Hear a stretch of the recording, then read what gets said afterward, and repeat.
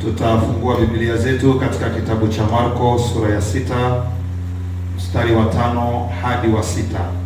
Alafu tena tutafungua Mathayo 13 na mstari wake wa 58. Basi kwa heshima ya usomi wa neno la Mungu tunaweza kusimama sote na tufungue Biblia zetu sura ya 6 mstari wa 5 hadi mstari wa 6. Aliye tayari kwa usomi anaweza akatusomea. Tunasoma kitabu cha Marko mtakatifu sura ya 6 na mstari wa 5 hadi wa 6. Wala hakuweza kufanya muujiza wowote huko, isipokuwa aliweka mikono yake juu ya wagonjwa na wachache akawaponya. Akastaajabu kwa sababu ya kutokuamini kwao. Akazunguka katika vile vijiji akivifundisha. Amen. Amen. Na Yesu Kristo. Amen. Amen. Tunaongeza tena katika kitabu cha Mathayo sura yake ya 13. Mathayo 13 na mstari wa 58. Mathayo 13 mstari wa 58. 58. Ndio mstari wa mwisho kabisa. Ndio. Wala hakufanya muujiza mimi huko kwa sababu ya kutokuamini kwao. Amen. Amen. Ni habari za Yesu Kristo mwenyewe. Amen. Amen. Yesu alishindwa kufanya miujiza kwa sababu ya kutokuamini kwa watu. Ina maana kutokuamini kwako kunaweza kafanye Yesu akashindwe hata kukufanyia jambo. Ndio. Haleluya. Ndio maana nabii akasema ya kwamba kutokuamini ni jambo mbaya sana. Amen. Eti kama kuna kitu cha kujitenga nacho ni kutokuamini. Ndio. Hebu wazia kama kutokuamini kunazuia Yesu. Na Yesu ndiye Mungu. Na hakuna mwingine aliye zaidi yake. Kuna Mungu mwingine zaidi ya Yesu? Hakuna. Aponyaji kuliko Yesu? Hakuna. Kuna muweza kuliko Yesu? Yesu ndiye Alfa na Omega. Amen. Yeye mwenyewe akijitapa anasema mimi ndiye mwanzo na mwisho. Hakuna mwingine zaidi yangu. Mimi ndiye Mungu muweza yote. Amen. Lakini sasa ona, Mungu muweza yote mbele ya kitu kinaitwa kutokuamini anashindwa kufanya miujiza. Ndio hivi tumesoma hapa. Nirudilie tena mwenyewe hapa katika hiyo Mathayo 13 mstari wake wa 58. Inasema wala hakufanya miujiza mingi huko kwa sababu ya kutokuamini kwao. Amen. Haleluya. Amen. Dhambi ni nini? Hapa ndipo tulipo, ukatili wa dhambi na adhabu iliyogharimu kuondoa dhambi maishani mwetu. Dhambi ni nini? Ndugu Branham akasema dhambi ni kutokuamini. Amen. Kutukanana sio dhambi. Kuiba sio dhambi. Kuzini sio dhambi. Hayo ni matunda yanayotokana na kutokuamini kuliko ndani yako. Ukitazama vizuri ujumbe tulionao wa wakati wa mwisho unadili na dhambi kutoka kwenye shina lake. Sababu hapa hatuoni tu hata kuiba. Sababu gani? Unaweza ukaacha kuiba na bado wewe ni mwizi. Amen. Hatukwambia tu acha kudanganya. Kwa nini? Unaweza usidanganye na bado wewe unadanganya. Ukiacha kuiba leo na kama ndani yako mko kutokuamini, bado wewe ni mwizi. Na ukifa utaenda kuzimu. Amen. Amen. Si mnasikia jinsi mtume anasema hapa, nataka leo nisome kitu fulani hapa ambacho nabii ameongea ambacho kimenigusa sana, kwamba mtu anaweza akawe hapa kanisani na ni mwema sana na bado yeye ni mfanya dhambi. Yale anaingia kanisani, anaimba, anatoa cha 10, anafanya kila kitu na bado ni mfanya dhambi. Apocalypse chapitre 4 ilihubiriwa tariki 8 mwezi wa kwanza mwaka wa 61 mstari wake wa 32. Le péché c'est l'incrédulité. Zambi ni kutokuamini. Tout le monde, le péché ce n'est pas commettre l'adultère. Sasa zambi sio kufanya uzinifu. Fumer la cigarette. Si kuvuta sigara. Danser ou faire des histoires comme cela. Kucheza na kufanya mambo kama hayo. Ce n'est pas le péché. Hiyo sio zambi. Ce sont les attributs de l'incrédulité. Hizo ni dhibitisho tu za kutokuamini. Amen. Amen. Eti hizo ni dhibitisho vya kutokuamini. Peu importe.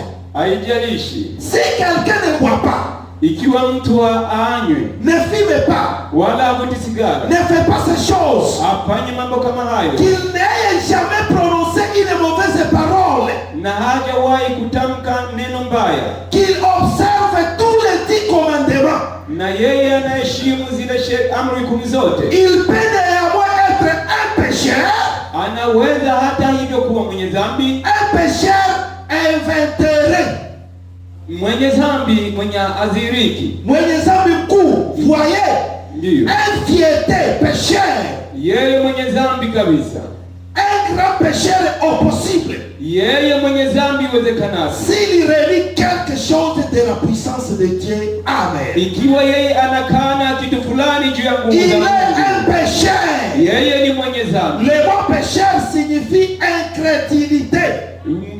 Neno mwenye dhambi yamaanisha asiamini.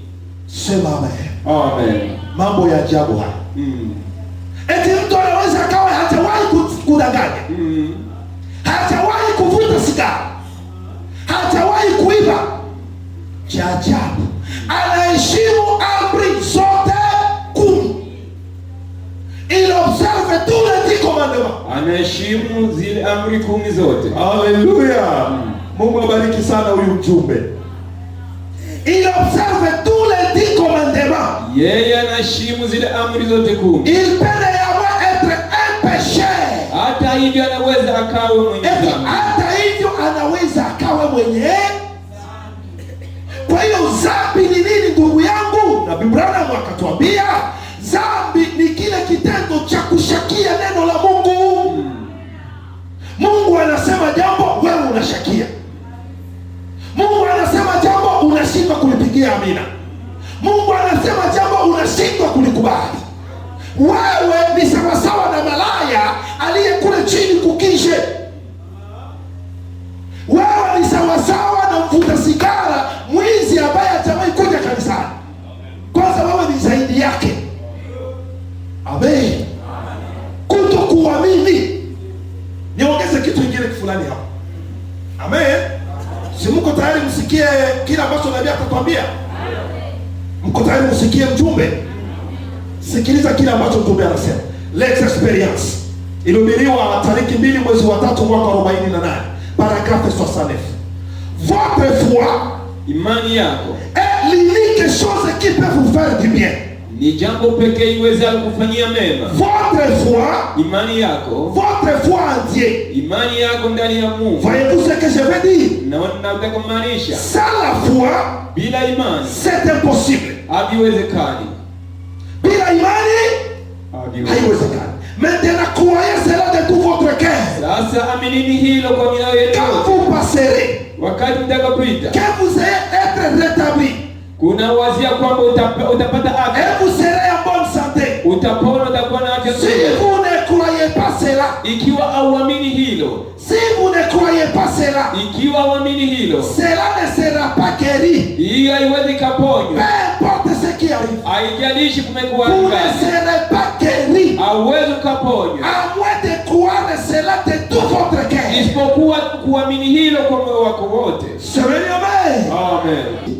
Huwezi pona. Amen. Na Biblia akasema hata kama Yesu angeshuka hapa na miguu yake mwenyewe, Ndio. Yesu Kristo ashuke aje hapa na aombee wagonjwa, Ndio. kama uamini huwezi pona. Kwenye maombi ya nani? Ya Yesu huwezi pona. Amen. Unaona kama kutokuamini ni kitu kibaya sana. Yaani kutokuamini ndio kunamtenga mtu na Mungu wake. Amen. Yaani kutokuamini ndio kunakufanya wewe kuwa mpagani. Ndio maana kutokuamini ndio kunaitwa dhambi.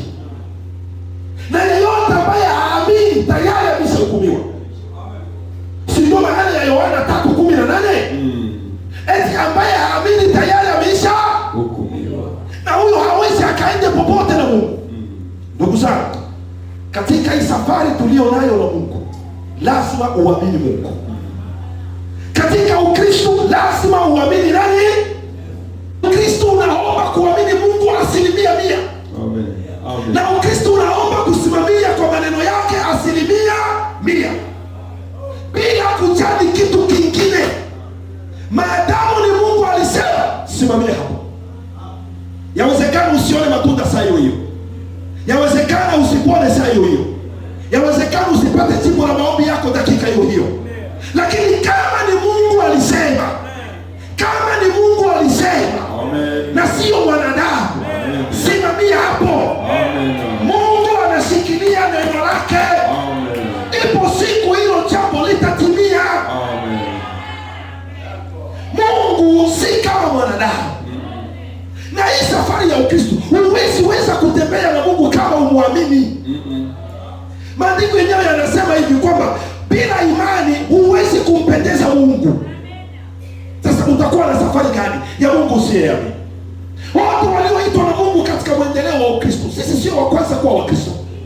Walikuwepo wengine kabla yetu walikuwepo wengine ambao waliitwa na wajui wanapelekwa wapi.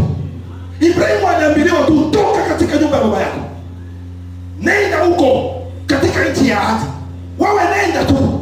Ibrahimu hakuwa na maswali mengi. Amen. Hii safari hii ya Ukristo, ndugu zangu, ni safari inaomba imani. Ili usikie raha ya Ukristo lazima uamini kwanza. Yaani mwanzo unaanzia hapo. Bila imani utafanya miaka 20 kanisani, na kila siku unaingia na unatoka, na bado wewe ni ule ule. Unabadiliki ni kiroho, ni kimwili. Utakuwa mtu wa shida, mtu wa magumu, mtu wa matatizo, na kiroho na kimwili. Na utakuwa tu mtu wa vilio tu. Wewe kila saa ni vilio, malawama, na kiroho na kimwili.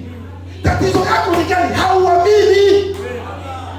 Basi hakuna shida nyingine, sababu yote yako katika maandiko. Haleluya. Semeni amen. Ibrahimu alitoka tu akasema, Bwana umesema nitoke? Nitoke kwa baba yangu? Basi kwa sababu Mungu amesema ninatoka. Et c'est comme ça qu'on marche avec Dieu. Mungu anataka utembee na yeye kama vile aveugle. Yaani yeye tu mwenye kuwa na macho, wewe hauna macho. Wewe utembee tu kwenye neno lake. Na hii ndio njia pekee ya kutembea na Mungu. Lakini ukiwa mtu wa kuchunguza kila jambo, Mungu unaniambia nitoke sasa mzee. Wewe hujui kama hapa nahitaji gari kwa kutoka. Unaniambia nitoke niache baba yangu. Sasa baba yangu akipata shida nani atamlea? Huyu ni Mungu au ni shetani? Utaenda popote na Mungu. Mungu anahitaji tuwe kama vile kwenye jeshi. Ndugu Fikiri ndio alikuwa ananiambia, sababu Yesu alikuwa polisi. Alikuwa ananiambia hivi, mzee, kule kwenye jeshi, kule kwenye kazi ya kijeshi, mwenye kuwa na akili ni umoja tu. Ni komanda tu. Ndio mtu wa akili. Basi, wengine wote tunafuata akili yake. Ni hivyo. Na una haki ya kupinga akili ya komanda. Komanda akisema basi, yaani yeye akisema, hata uwe na roho nzuri na una gari, akisema komanda. Repli strategique. Mpaka baraka. Hata ulikuwa na waya kupenda kupigana hai. Au hautaka. Lwa hivyo. Mpaka wako komanda usione na akili. Bangerosa tabale na akili isipokuwa komanda tu. Alikuwa ananiambia hivi eti hata kama wewe huko lisansia génie civil, yaani umesomea mambo ya ujenzi na kunajengwa nyumba na wewe ndio engineer na komanda akifika pale anasema bosa na wewe hata useme leo komanda unajua tulisoma na ndio wale bosa leo maana ndio zote hizo wanatia wao ya baba ila uweze pinga komanda. Na sisi katika Ukristo tuko na komanda. Amen. Na sisi komanda wetu ni general. Tena general ya 5 étoiles. Na wewe general hapendi opposition. Na sisi tuko busha de bataille. Na hii champ de bataille hakuna moya repli strategique. Hapa ni avance. Avance. Avance. Avance. Katika vita vyetu hakuna kurudi nyuma. Amen. Hakuna kurudi nyuma. Yaani mmoja anakufa pale, mnapuliza moto nini, mnamwombea anaamka, avance. Hakuna kupumzika. Ni kusonga mbele. Haleluya. Toba hii safari ni ngumu Mwenzako akianguka njiani hapana kucheka. Wewe muombee tu. Vita ni vikali mno. Naona kisa dunia inazidi kuwa nzuri sana. Dunia inazidi kumeremeta. Na pia anasema wanawake wanazidi kuwa warembo kila kukicha. Vitu vibaya vinajaa kila kona. Mpaka saa zingine mtu anaangalia anasema hiyo haiseti vale. Na hapo ndio hapo baraka. Sasa unatembea huko kwingine. Siku ndugu mmoja alitoka Salamabila. Sitasema jina lake, mnaweza kujua. Ni ndugu tulishi naye Salamabila. Ilibidi mpaka Pastor Mabruki ampigie simu nimtafute nimtobokee. Alishaoa Salamabila Freda patapende. Ewe yona bubira ibona basere. Nienda pende. Balezo ndo nishaoa. Naona kungali wengine usere hapa. Fred. Amen amen. Na kaata nafanya mateka ya ajabu. Safari ni ngumu. Lakini kamanda anasema italisi ugumu wa safari. Tusonge mbele. Italisi ugumu wa maisha. Tusonge mbele. Ukristo haimaanishi kila siku utakula nyama. Iko siku utakula sombe. Na iko siku utakosa sombe. Utalalia maji ya moto. Lakini tusonge mbele. Iko siku utakosa nguo. Amen. Sababu ya ndo mambo yanarudisha watu nyuma. Dada anaangalia na Mungu wetu tuomba. Bila eto shimo saya onya. Bila eto shimo samienda. Hapana, wewe si wa kwanza kukosa nguo. Kuko wazee hapa walivaa mikanda ya mikofoko vya ndeo. Bila angalia ndeo wako hapo. Hivi niko nasema wako wanasikia hivi. Ambaye ndeo. Ngozi ya ndizi. Asiko habari za kubuni. Bidi tunakuwa hivi tumotenda. Ni kweli. Au biblia somo letu la tabina wezekana. Amen. Lakini walisonga mbele. Amen. Kuko wazee hapo walikosa hela. Kukosa hela. Wewe labda ukikosa $100 huko nani. Ole bado wala osata hata $1. Lakini walisonga. Ndio maana ukiona mtu anasimama katika Bwana muda mrefu, mheshimiwe. Heshimiwa mtu. Hapana nchorabu yuwai haraka. Lomba karoto mtu hapo itanina bia makabioshile itanina. Amen. Ndio nilikuwa mbele wala wambia kama amenubana. Mumo ya pechi oto asaka. Ninyi vijana huko mwendako ndio tulitoka sisi. Basi ndio shetani nalo pechi tomo naye ndio tuli ya peti. Yote tunavyoviona sisi tayari tumekwisha kuviona mbele za. Fere ya koma peti. Ona pika ngalechi mbele meshi ya. Unaweza ukaanguka haraka hivi. Haleluya. Lakini jalishi hivyo wazee walisonga mbele. Walipigana vita. Waliishi neno. Wakamini Yesu. Leo Bible matabi mambalonke. Esko la lungo la matema mambalonke. Hakuna anayeweza kuvaa tena mkanda. Mzee Mose, wazee Mose. Biji milimo tena. Simo ni Mungu ni muta ya watu. Kwa nini watu wao watabi mama? Ndio. Na binaka. Yeye abenu ndio watu wetana bitomanga. Ndio mwana watu washimo mata makoti au mbele mino. Ona watabi milaka. Unaona watu wanavaa makoti huko mbele waliweka milaka kwenye nguo. Wandugu wa Swahili mjue milaka ni nini? Milaka ndio nini amwelewe? Bisaka. Iko magole man. Inakuwa hivi sana. Unaficha hivi nyuma wewe. Ukipeleka kwa ajili ya Yesu. Amen. Na wakatembea. Amen. Bila haya. Hii kama ungekuwa mlisoma mbronshire, njoo ungepiga amina ya nzuri. Ndio. Lakini sababu hatusome mbronshire tunaisema tu na watu wao hata milaka wale no. Na wenye walivaa vile milaka wako hapa. Hao ni mashujaa. Vrema. Amen. Amen. Sio mashujaa wao, kila watu wanakuwa na mashujaa wao. Amen. Respectez les anciens qui ont commencé la chose. Muheshimu hao wazee walipitia mambo ya ajabu. Kabisa. Hivi kama wasingesimama wale wazee, sisi tungeonekana?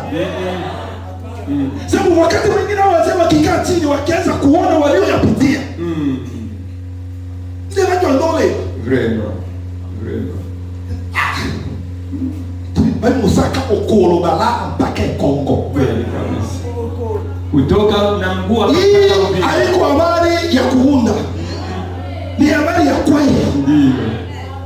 Amen. Amen. Leo uwezi weza mtu hapa kutoka na mguu hapa haraka mpaka hapa Katanga hapo. Mbetike ya moto. Samani nipie moto pikipiki. Mbetike ya moto. Nipe na uzi. Wazee. Mungu awabariki. Amen. Piga amina tu vizuri, Mungu awabariki. Amen. Kwa sababu walichokifanya ni kitu kikubwa mno. Mimi siku moja niliita mzee aenda. Kila mara mzee aenda kija hapo nilikuwa namuita kwangu. Mweka mzee kata nguli. Kisha namwambia kwa jibu hili histoire la kanisa yetu ya Baraka ya Jomwanjo. Unihadisie kwanza historia ya kanisa yetu ya Baraka hadi mwanzoni mpaka na videto hano mpaka kufikia hapa kwa mtumishi videto. Hata mwanzo kuishia hapo kwa mtumishi videto. Sasa mzee aenda nikianza kueleza alikuwa anafurahi sana. Asiwe nenda kai. Ngambia chukua huku. Amen. Kisha anaanza nielezea kuanza mwanzo. Amen. Paulo wachapi. Biblia. Kusanyiko hili ilikuwa hivi. Maskani ilikuwa Biblia.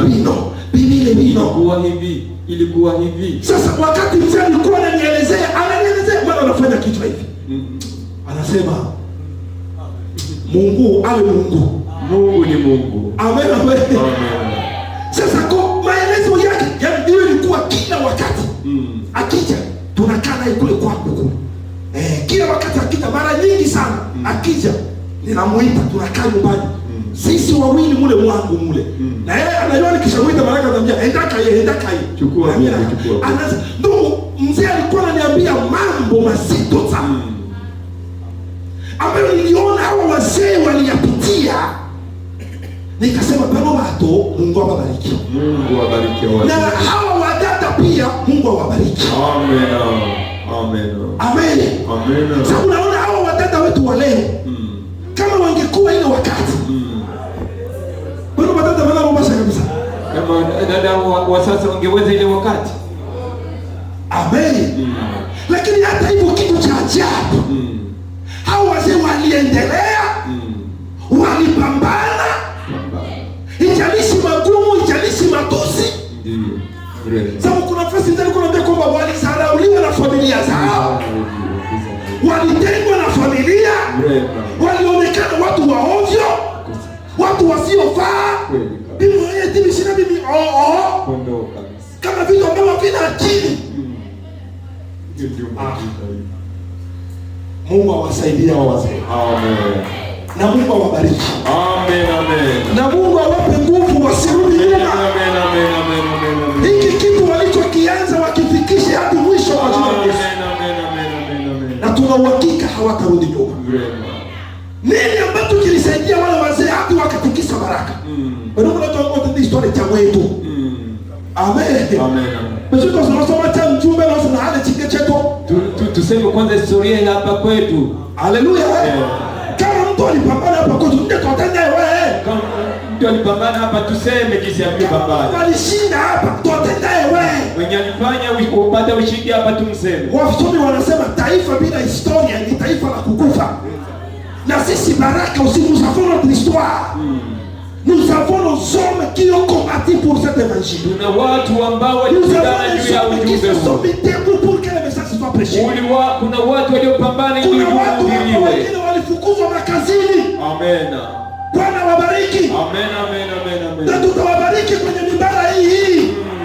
Bwana awabariki. Amen, amen, amen. Kwa ule msimamo mkubwa walioushika. Ndio. Amen. Amen, amen. Haikuwa rahisi.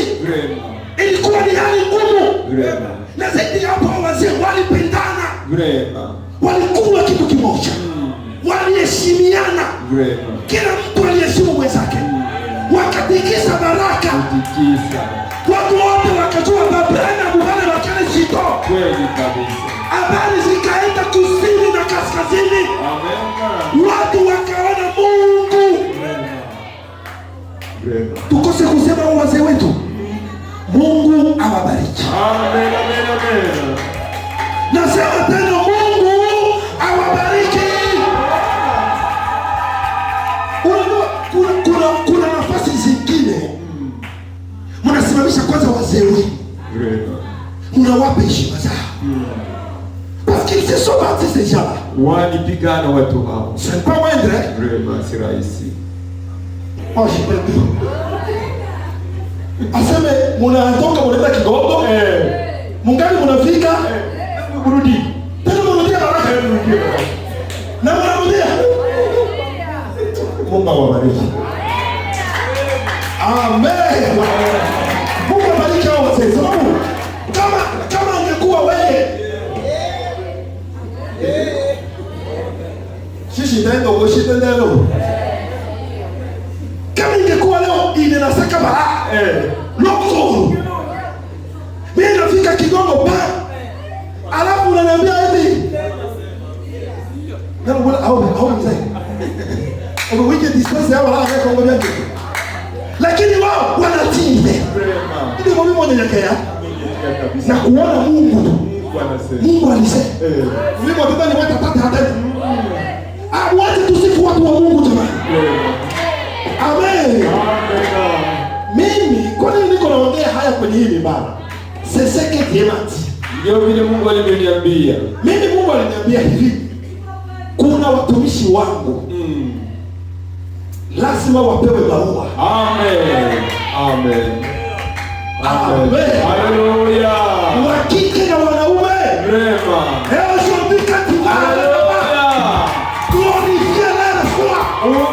Utukuze imani yao. Utukuze imani yao. Amen.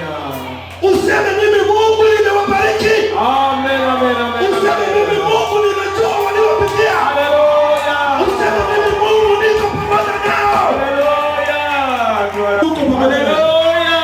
Yale yote mlioyapitia Mungu aliyaona. Rema Seigneur. Na Mungu alijua kule kutii ambako kumtii Mungu. Amen, amen, amen. Na ile iwe fundisho kwetu leo. Haleluya. Amen. Kama tungekuwa vile leo. Rema. Asa mimi mtani wewe mwabe tumishi tole na Roho Mtakatifu. Mimi mtoto watumishi wanangana sakao. Mtumishi ole mweko sakao. Mungu. Ndio mchukua Mungu. Rema. Rema. Na wote mtumishi wote atatendea maombi. Video. Atatendea video. Omo pika no se amina. Amina. Na utulia. Rema. Bikoko. Wala biko bikoko ake Koko. Mwache kwenda tusifu wazee wetu. Amen. Amen. Yaani haya mambo mimi niliambiliwa haya mambo na mzee wa Enda. Nilisema nilele nifurahi nilie, nicheke, nifanye nini? Parce que ce sont des choses extraordinaires. Ni mambo isiyokuwa ya kawaida. Voilà pourquoi il faut respecter ces gens. Na ndio maana inabidi kuwaheshimu watu. Mimi nafikiri hao wazee wanaweza umia sana mioyoni mwao wakiona sisi tunawakosea adabu. Sababu watakaa chini, watawaza mambo mengi sana. Amen. Amen. Na mimi kuna wakati mmoja Mungu alizungumza na mimi akaniambia hivi. Kama niseme sijui. Akaniambia Langi nakupenda sana. Hiyo sauti ilikuwa sijui kama vile inatoka wapi. Akaniambia nakupenda sana. Sasa unajua Mungu anapongea ni kitu kingine tofauti. Ndiyo. So wakati Mungu alikuwa ananiambia mwanangu nakupenda sana, nilikuwa ninaona kama vile picha ya mama na mtoto wake, lakini ule mtoto hatambui upendo wa mama kwake. Amen. Ule mtoto anasema eti mama yake hampendi, na kumbe ule mama yake anampenda sana. Ndiyo. Sasa akaniambia hivi, nimekuita katika huduma, heshimu wazee waliokutangulia. Amen. Ukitaka kwenda mbali na mimi, heshimu hao wazee. Amen. Wote. Nikastuka na akaanza kunionyesha sura za hao wazee. Amen. Nikasema kumbe Mungu anajua watumishi wake. Kweli kabisa. Amen. Kuko wengine unaweza usimwone hapa anahubiri, kumbe ni mzee sana mbele za Mungu. Na Mungu anamheshimu sana. Kweli. Sana. Amen. Amen. Amen. Imani ya hao wazee ilitikisa baraka. Vipi imani yetu ya leo? Mabinti wa pale zamani walitikisa baraka. Amen. Mabinti wetu wa leo, binti wa leo wa ujumbe ni vigumu kumtenganisha na malaya wa barabarani. Yaani binti anataka kidogo vile afanane kwa ulimwengu. Yaani mmoja tibia mokili sitobu na mzeekesha. Anaona kama vile Ukristo ni aibu. Ni vitu vya aibu. Na wenzake wanamteka wanamwambia na wewe umeshajizeekesha hii. Ndio anasikia vile kidogo umendani. Nimeshajizeekesha ndio kabisa. Hii kabisa hii imenizeekesha. Koma kwa jina la Yesu. Bora nizeeke katika Yesu Kristo. Amen. Amen. Na Biblia inasema urembo wa mwanamke ni tabia zake. Amen. Na sisi tunasema sisi ambao tunazaa vijana sana. Mtu analelebele achigengene. Tatuike kama mbono wana kutubushira milonga ya motano maboka tatuike. Hatujui. Tatuike ndio babili. Hatujui itakuwa. Sababu hii baada ya miaka 10 sijui itakuwa hivi. Yaani nakaka chini na kando la bale bana. Na tazama kwanza watoto wangu. Na lolestani. Na mchunguza. Na lolebiatu. Na mchunguza. Kama bana potu mshira acha na bale bila roho. Wataleta watu wa aina gani? Nataka kutoa mino kama bado wanusaidia milonga ya otana vinjanja. Sasa wakituletea wale mbwea huko wa vile vinjanja. Bibi yangu tutafanyaje? Ndio wale waseja wale yao ile njanja. Kuku wadada waseja hapa ambao ni vinjanja. Yaani wana mokeleshi totabaika na wao. Yeye na Ukristo kabisa wanaofanya. Njanja ya kweli. Yeye ni njanja ile ya kweli kweli. Stani asiushewe njanja na usaseme papa napata mchumba. Sasa mwanangu Stani alete kile kinjanja eti mimi napata mchumba. Ndio bwana bwana. Niko na mamlaka ya kukushauri katika kuoa. Mimi ni baba mzazi, nina uwezo wa kumshauri mtoto. Ni lazima nimpe mashauri. Amen. Sababu ni neno. Ili soma njano se. Na ile ni tola njanja. Mimi nakujua. Na ile ni shati wa mwana. Na mimi ndio baba mtoto. Ndio wewe na bila. Amen wewe. Ndio natenda pala ile njanja. Nikataa ile ndoa pale ile rudia kwenye magoti, omba tena Mungu. Jana rudi kukaomba. Wadada mtulelee vizuri hawa mabinti. Sababu sura tuko tunaona. Betuwa mia toomba ili katopata shida. Sisi wa miaka ambayo ingana kuja tutawenda ingia katika shida. Hivi sasa tulikuwa kule kumaliaje kwa associate. Ili bimu wala tende stani wane ungolela. Nilikuwa natazama nasema mwanangu na atapitia. Sasa unaona stani kama mshejanja. Sasa mwanangu anakileta njanja. Kwa kisi baba anawaitaka vijanja. Ndio. Papa kipenda kuambia mbona tumepata na hapo wote anacho mbona tumeona machikele njanja. Unaona ule binti yule anashindana yeye ni kijanja huyo. Njanja hiyo. Wapo kama mwana huyu. Unaona huyo? Njanja ya koto. Njanja ichuchumie. Ya koto. Umekuwa na nyongo. Yaani ya mochoka. Kijanja cha kuchoka. Ya motana. Bazazi wao watende wao choka. Wazazi wamenena wakachoka. Yeye kwanza anajiona kuwa kiroho kuliko hata baba yake. Wasikushina niwe njanja asta. Abi atu. Ndio sio shauri. Ukileta kijanja kama hicho mwanangu nitakushauria. Wadada, leheni vizuri mabinti zenu. Amen, amen. Sababu tusipoambiana sisi kwa sisi hakuna mahali pengine tutaenda. Ndio. Na lote hili ni neno la Mungu. Amen. Wadada wa zamani sababu walilelewa vizuri. Ona wale wake wengi wa zamani wa wale wazee wetu. Wanajua sana, wanatii sana ndoa zao. Na wengi wanabaki pale pale. Ndio. Wengine hata mwanaume anatikisika lakini yawasi kalanya. Amen. Amen.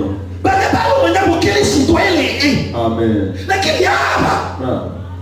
Wale watu matereji. Wakati wao wengi jaribu ya Mungu. Kwa wengine jaribu kubwa kwetu. Siku ile nilikuwa naongea na mke wangu, Mungu atupatie banaume. Jamani, Mungu satupatie na mafie. Kwangu hivi pour que fille azalio, il faut passer à l'année à ombe ba. Nawaambia kweli mke wangu ndio pale muulize. Yeye ndio mzee banaume baishi kuwa mingi.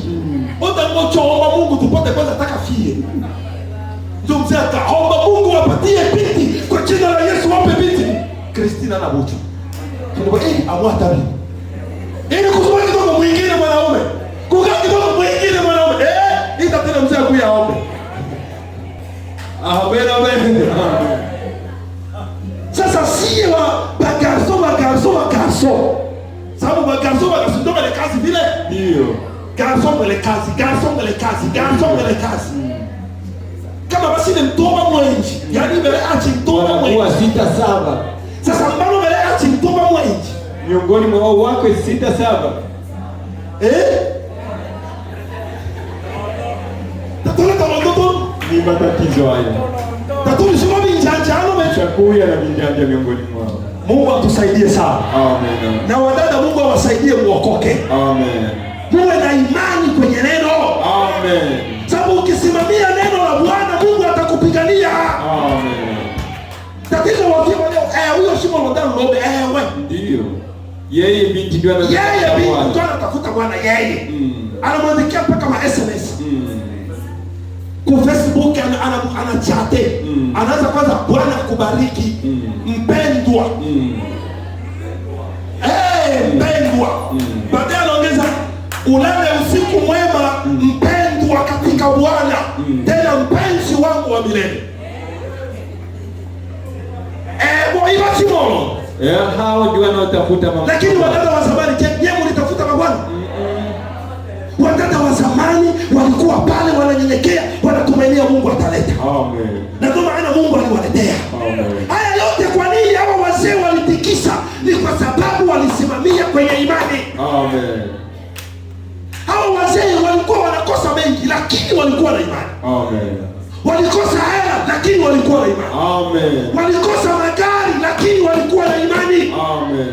Amen. Amen. Walikosa mandege lakini walikuwa na imani. Amen. Walikosa nguo lakini walikuwa na imani. Amen. Na ndio maana walisimama. Amen. Tuige mfano wao. Amen. Amen. Tutenda ya kwetu nusuku. Tutazungumzia ya kwetu leo. Tunacho membo shiro na hivi ndio kumbe vitu vile vya hano. Ile broshire ya hapa. Mambo hapa. Kuna shuhuda zingine mkishuhudiwa labda Yesu membo broshire na upika bila. Ndio. Kwa mfano ni shuhuda ambayo tungaja nishuhudia hapa kuhusu watoto wake. Unajua mimi nilitafakari mpaka nyumbani. Soda anabaita. Ndio mzee. Soda asha mtuki. Shosha. Aya si mambo ya ajabu haya. Kabla kikomo broshire ndio kishangaa. Anatapika risasi na katala kutoka. Ajabu. Anatapika risasi inakataa kutoka. Soda mwenyewe ndio anasema bunduki gani hii ndio unapiga risasi inakataa kutoka. Hiyo shughuli ingekuwa kukurushia sungi, sema amina wewe. Hizo si ndio kazi za Mungu? Risasi inakataa kutoka. Afreni. Sasa lelepe misaka isasa. Isase. Ndio wapetia wanapata masase yale. Lakini Mungu wa Abrahamu alituma malaika zake. Wakaweka mkono pale kwa Colombia bunduki. Soda anapiga risasi inakataa. Anapiga risasi inakataa. Sifa kwa Yesu. Amen. Tatizo ya mwanadamu ni hii. Anaonaka venye Mungu alifanyaka. Hata asemaka tena venye Mungu atafanya. Anashindwa kuona venye Mungu yuko anafanya. Na sisi lazima tuone ambacho Mungu anafanya. Barikiwe sana. Amen. Ndugu zangu, haya yote yametendeka kwa sababu ya imani. Wazee watoto mchungaji wasingekuwa na imani wangeenda wapi? Wangapi wako wanakufa? Kweli. Wangapi wako wanapigwa risasi tu wanakufa bila sababu tu. Mbarabara tu na anakufa. Kweli. Lakini sisi hapa kwetu wangapi wameshapigwa masasi na anakufa huyo? Si mwana Mungu yuko pamoja na sisi. Jina la Bwana lihimidiwe. Amen. Kwa hiyo kitu pekee ambacho Mungu anahitaji kwetu ni kutii hili neno lake. Ni kutembea katika nyayo zake. Usione wingi wa matatizo yako, hapana. Mtu akiwa na imani amekufa katika Yesu. Na haoni kingine isipokuwa ushindi tu. Ndio maana hao wazee walishinda. Haleluya. Kuanza leo Mungu aondoe kutokuamini ndani yako. Kuanza leo kete enlève l'incrédulité dans ton cœur. Mungu atoe kutokuamini moyoni mwako. Hapo umekuwa mshindi. Amen. Kama ni magonjwa Mungu alituponya siku ile pale Kalvari. Amen. Haleluya. Kama ni baraka Mungu alitubariki siku ile pale Kalvari. Wewe unaomba kitu kimoja tu. Just believe. Waamini tu. Wewe amini tu.